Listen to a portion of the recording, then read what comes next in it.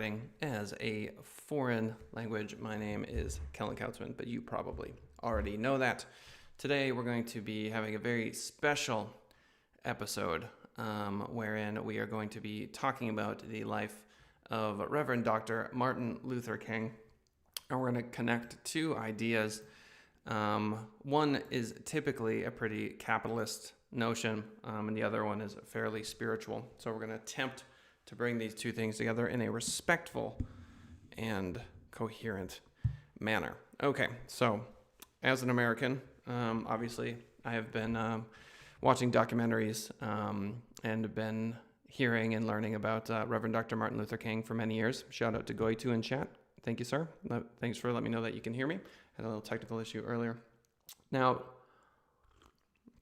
Dr. King clearly has left a legacy that we admire. Now, what I want to talk about as the underlying subtext of this particular show is courage, and the courage of nonviolence, and specifically the courage to advertise your dreams on a massive scale.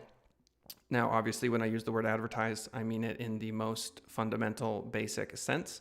The root of the word, obviously, advertere in Latin, maybe not obvious to everybody, and it means to turn towards. So, did Reverend Dr. Martin Luther King get people turning towards him? Yeah, I would say he did a pretty good job of that. Now, one of the fundamental core components of his ability to advertise was his incredible public speaking ability. And so there's a lot of people nowadays who want what they want in this life.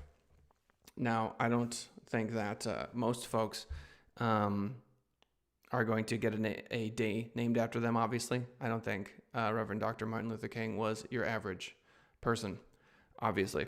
But when it comes to taking inspiration from a figure like him, you can obviously do that on a spiritual front, and you can learn how to be a better person. Now, being a business owner or an entrepreneur, there's a lot of value in that as well. So I wouldn't completely discount what you're doing when you create an atmosphere where you can give someone a job. Obviously, much of what Dr. King was fighting for was equality and opportunity. And so if you own a business and you are looking to make the world a better place in a microcosm, in your little world, there's value in that. And so there are a number of lessons we can learn. The first would be that public speaking is almost a requirement. Many times we get in front of large groups of people and our ears get hot or our neck begins to get hot, or we sweat and we are afraid of that. And the only path that I know through that is to practice it unrelentingly. Here I am doing it again. So it's never been easier to get out in front of groups of people. You can do it from the comfort of your own home. And so we know through the life of Dr. King, his inspiration through Mahatma Gandhi, and world leaders in general, that the courage to have your face attached to an idea is very important, and the courage to fight for what you believe in and to speak about it publicly is very important as well. And so if you can gain some strength to do that, then by all means do that. Now, the quintessential piece of the puzzle that I want to talk about today is nonviolent protest, and how it has an incredible ability to get what I would refer to as positive advertising, which is to say, when you have people dying in protests and things like this, it definitely is, quote, good advertising, which means that people will hear about it. That's for sure. But this whole all PR is good PR is nonsense to me.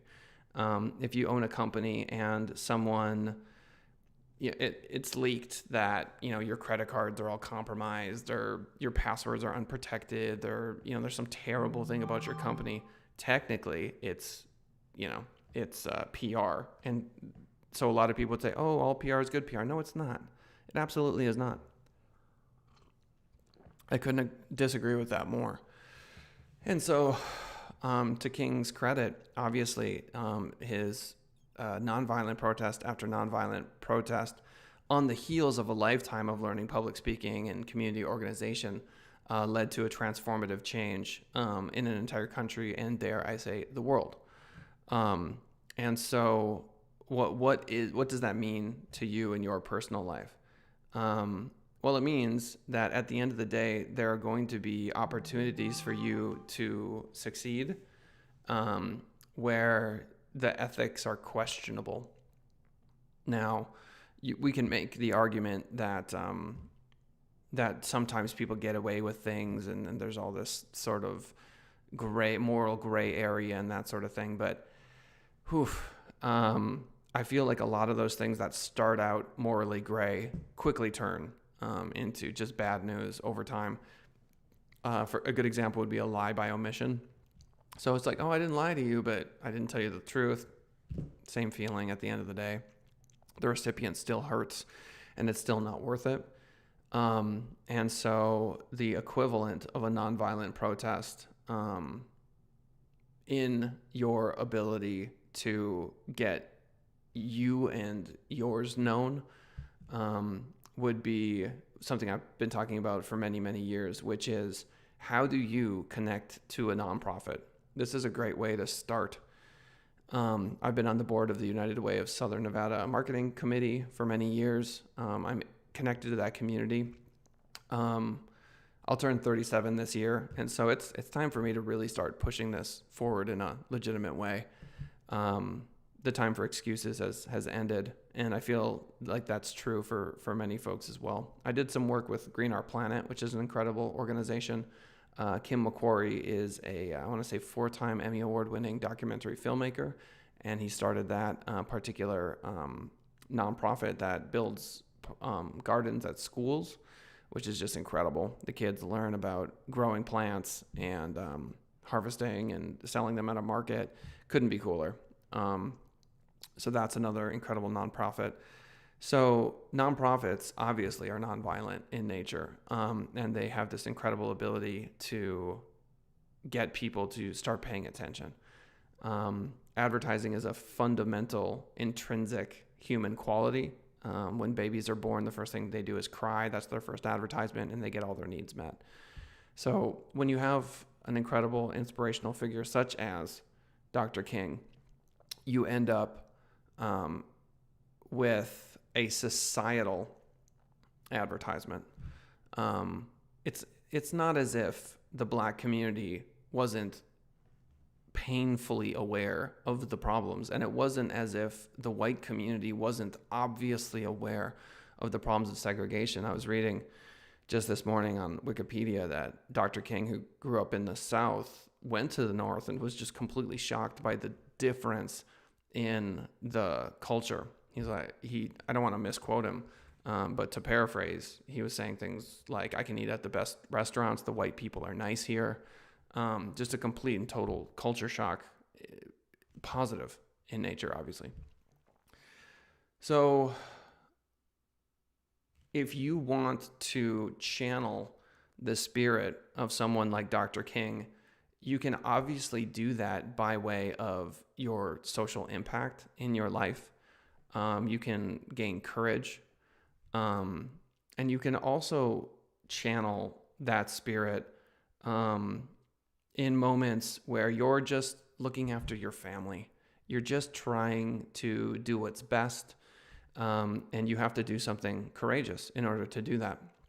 Dr. King obviously risked his life many times. He had the FBI after him. He did not have an easy go at it by any stretch of the imagination.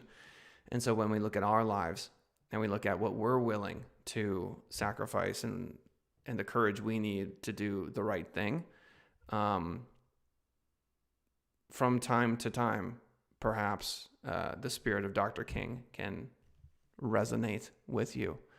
There's something called a harmonic in music, where you have two notes basically playing simultaneously. There's a harmony that develops.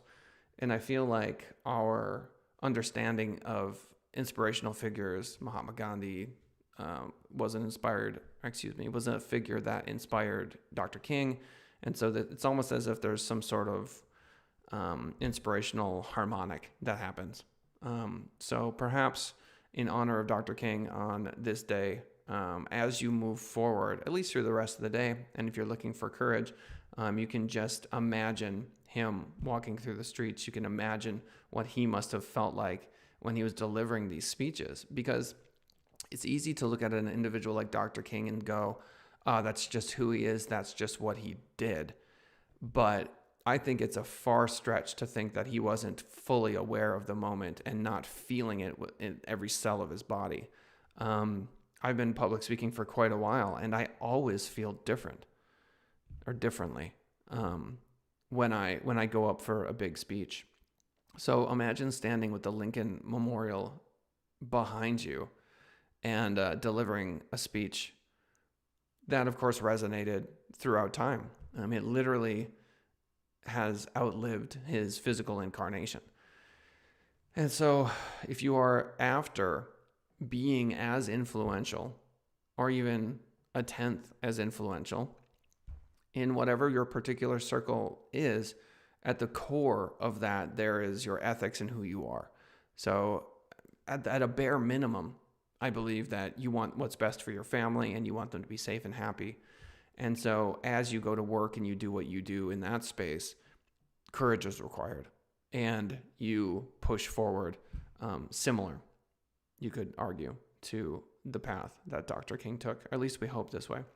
And then my basic fundamental assumption is that people have love in their hearts, and they have empathy, and they want what's best for everyone. So if you're not there yet, perhaps start there.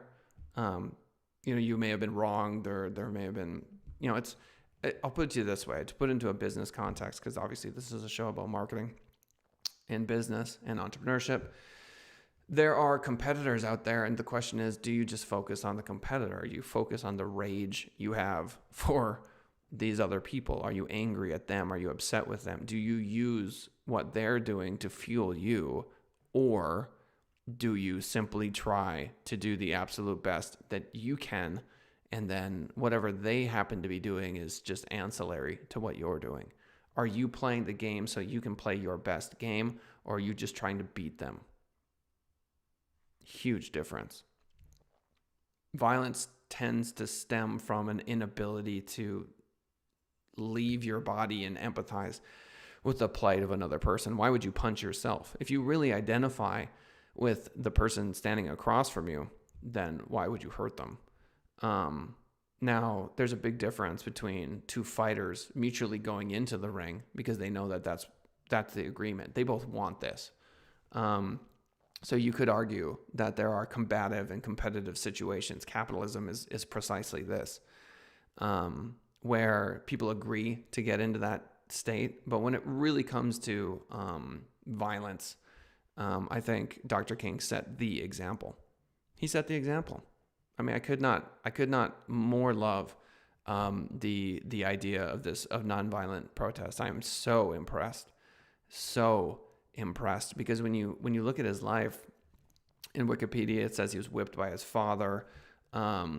He endured incredible pain throughout his life, and then he transformed that pain into the opposite of it, right? He managed to hold back. It's a very turn the other cheek mentality. And it's something we can definitely all learn from. Shout out to Duchess Rideshare, talking about courage. Sometimes you have companies that intrinsic to the company itself is a moral goal, a moral path. Duchess Rideshare is a company that is looking to do away with this terrifying feeling that women passengers have, and the high number of sexual assault instances and sexual harassment that occurs in Ubers. And so if my daughter is going to take an Uber or a Lyft or whatever, I don't want her to have to be afraid, or heaven forbid something actually happened to her. And so to make the connection between business and the life of Dr. King, you do from time to time have businesses themselves that core to the fundamentals of the business. You have what I would argue is an evolved ethical position. And so shout outs to Lillian Ojukwu, the CEO of that particular company, for coming up with that idea and pushing that forward. It's a big transformative idea for sure. So, to summarize, to close, you should drink tea. Okay, sip with me. Oh, so good. It's so good for you. Esther Sass, women need to support women, that's for sure. At the end of the day, we all need courage, and it is easy to fall into the I need mine, I'll get mine sort of mentality, because our pain is so much more real than the pain that other people are feeling. And it's so easy to look at our own suffering and think no one else could possibly be feeling this level of suffering. And the truth, of course, is that they are feeling it. And so when you have a transformational mind, like the mind of Dr. King, via the path of suffering, and to transform that into societal change, then you end up with a day named after you. So truly a martyr, truly an incredible life, and something to inspire you. So as you move through today, just meditate on it. I do believe that the spirit of Dr. King lives on, literally, not figuratively, and you can channel that spirit through your understanding of his life. Ladies and gentlemen, that is the show for today. Thank you, Esther. Thank you, Lillian via Duchess Rideshare, and thank you, Goitu, for swinging on by. Much appreciated. And I hope you all have a wonderful MLK Day and get everything that you want. I will see you all next time.